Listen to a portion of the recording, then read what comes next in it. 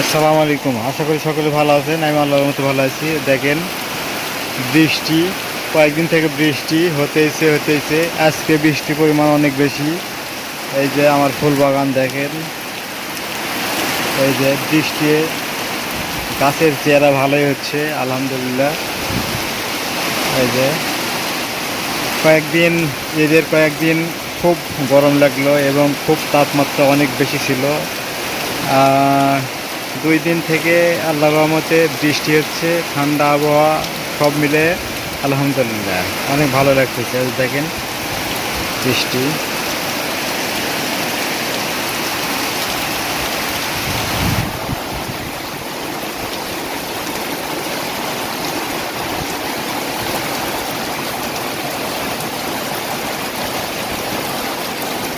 অনেক বৃষ্টি, ঝড় বৃষ্টি হচ্ছে।